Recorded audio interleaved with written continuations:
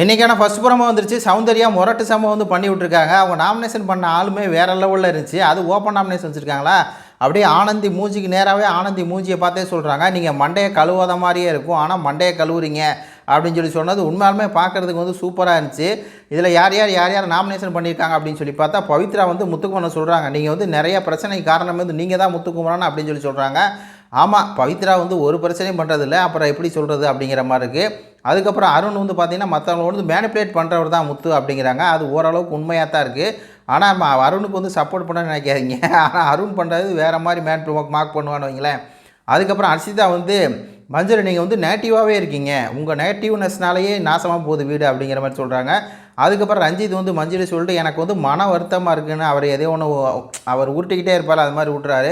அதுக்கப்புறம் முத்துக்கன் வந்து பவித்ரா சொல்கிறார், உங்களுக்கு வந்து வெளிப்படைத்தன்மை அப்படிங்கிறது துளி கூட இல்லைங்க, அப்படியே இவர் மட்டும் வெளிப்படைத்தன்மையாக இருந்துட்டார் அப்படிங்கிற மாதிரி இருக்குது. அதுக்கப்புறம் வந்து சௌந்தர்யா செம்மையாக வந்து ஆனந்தியை வந்து பண்ணாங்க, நீங்கள் எல்லோரும் மட்டும் கழுவுறீங்க, ஆனால் கழுவாத மாதிரி கழுவுறீங்க அப்படின்னு சொன்னது உண்மையாலுமே சூப்பராக இருந்துச்சு. அதுக்கப்புறம் தீபக் வந்து சாசனா சொல்கிறார், நீ சைடுஸ்லேருந்து வெளியே வா அப்படின்னு சொல்லி.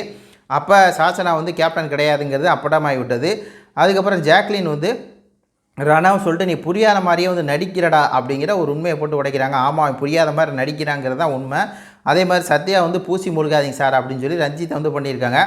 இதில் வந்து சவுண்டு பண்ண சூப்பராக இருந்துச்சு. அப்போ நாமினேஷனில் வந்து யார் வருவா அப்படிங்கிறது தெரிஞ்சிருச்சு. அடுத்த காணொலியில் நம்ம யார் வருவா அப்படின்னு சொல்லி விரிவாக பேசலாம். உங்கள் கருத்துக்களை சொல்லுங்கள். நன்றி, வணக்கம்.